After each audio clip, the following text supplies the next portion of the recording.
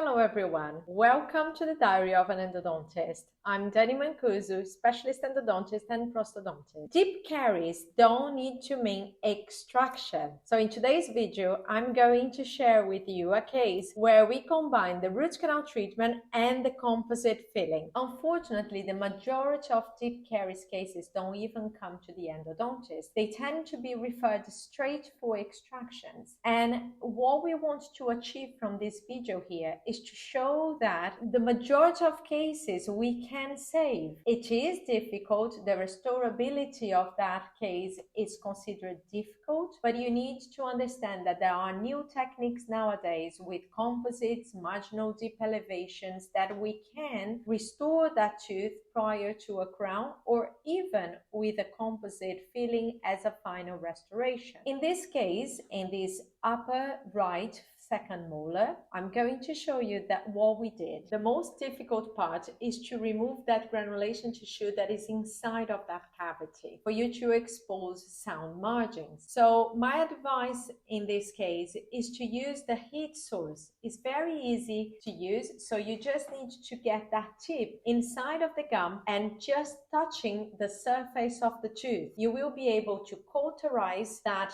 gingiva so it will not bleed too much and create this space for the matrix to go. Once you have that, you can remove the whole tissue, the whole caries in there, and put your composite, just build up edge bond composite and build up that wall of the tooth that is missing. Now you are ready to do the root canal treatment. Don't forget that in curved canals like that, you need to do the straight line access, mainly for this mesial root, because otherwise you can ledge that canal. It's a lot easier if you remove that dentinal shelf that is covering the mesial canal, so you can have your file to go in the canal without putting too much pressure on the walls. And don't forget that once you have and finish disinfect and obturate the tooth, you are now able to put your composite to cover that tooth. That will be the foundation, the core for that crown if you need a crown on that tooth. Those deep caries, they come in different shapes and places as well. Every case is tricky, but if you persevere and if you control that area to be able to do